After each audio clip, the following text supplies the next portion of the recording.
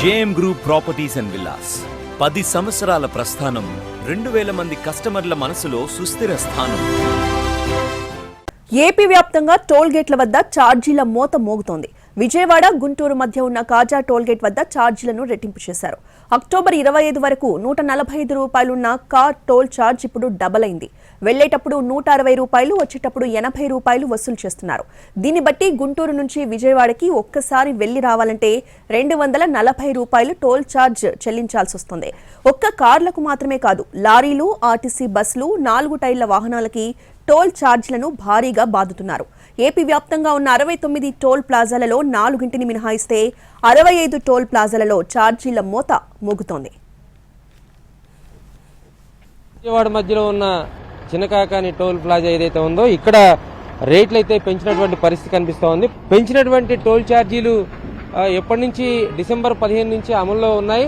అంతకుముందు అంటే అక్టోబర్ 25 వరకు ఒక కారు కానీ ఈ కాజా టోల్ ప్లాజా దాటి వెళితే 145 రూపాయలు ఛార్జ్ చేసేవాళ్ళు. అదేవిధంగా రిటర్న్ వస్తే 60 రూపాయలు ఛార్జ్ చేసేవాళ్ళు. సో 205 రూపాయలతో వెళ్ళి వచ్చేవాళ్ళు. ఆ తర్వాత ఎన్నిసార్లు వెళ్ళి వచ్చినా సరే ఒకే రేటు కానీ ఉండేది. కానీ ఇప్పుడు పెంచినటువంటి టోల్ రేట్లు ఏదైతే ఉన్నాయో, ఒక కారు కానీ వెళ్తే అది గుంటూరు నుంచి అయినా విజయవాడ నుంచి అయినా సరే ఎక్కడి నుంచి వెళ్ళినా సరే 160 రూపాయలు వెళ్ళేదానికి మళ్ళీ తిరిగి వచ్చేటప్పుడు 80 రూపాయలు తీసుకుంటారు. సో ఇట్లా ఇది కమర్షియల్ యాంగిల్. అదేవిధంగా రోజు ప్రయాణం చేసే వాళ్ళు ఎవరైతే ఉంటారో వాళ్ళందరికీ కూడా వెళ్ళేటప్పుడు 160 రూపాయలు, వచ్చేటప్పుడు 80 రూపాయలు, 240 రూపాయలు ఖచ్చితంగా కట్టి వెళ్లాల్సి వస్తుంది.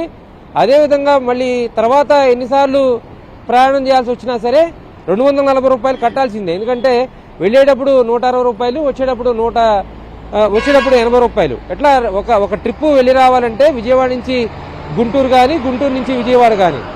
సో ఇందులో లోకల్గా ఉన్నటువంటి పాసులు ఏవైనా ఉంటే వాళ్ళకి కొద్దిగా వెసులుబాటు ఉంటుంది. ఇక్కడ కేవలం ఒక కార్లను మాత్రమే చూసుకోకూడదు, బస్సులను కూడా మనం పరిగణలో తీసుకోవాలి. అదేవిధంగా ఇతర ప్రాంతాలకు వెళ్ళేటువంటి గూడ్స్ లారీలు ఉంటాయి, వాటిని కూడా పరిగణలో తీసుకోవాలి. వాటన్నిటిని కానీ చూసుకున్నట్లయితే ప్రతి ఒక్క వెహికల్ కూడా పెద్ద ఎత్తున టోల్ ఛార్జీలు అయితే నమోదవుతున్నటువంటి పరిస్థితి ఉంది.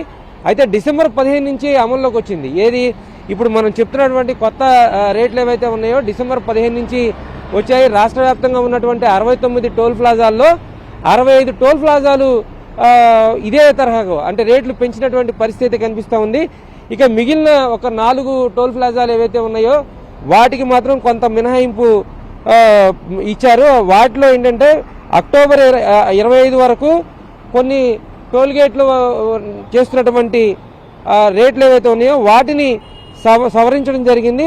తద్వారా విజయవాడ, హైదరాబాద్ మధ్యలో ఉన్నటువంటి కేసర టోల్ గేట్ కానీ, అదేవిధంగా నెల్లూరు, చెన్నై మధ్య ఉన్నటువంటి వెంకటాచలం, బుధరం, సూళ్లూరుపేట ఈ 4 టోల్ గేట్లకు మినహాయింపు ఇచ్చారు. మిగతా 65 టోల్ గేట్లు ఏవైతే ఉన్నాయో ఆ 65 టోల్ గేట్లలో పెంచినటువంటి రేట్లు అయితే అమల్లోకి వస్తాయి. కానీ ఒంగోలు లాంటి ప్రాంతం కానీ, నెల్లూరు లాంటి ప్రాంతం కానీ అక్కడి నుంచి విజయవాడకు వచ్చే వాళ్ళు ఉంటారు. విజయవాడ నుంచి ఇక్కడ రాజధాని ఉంటుంది.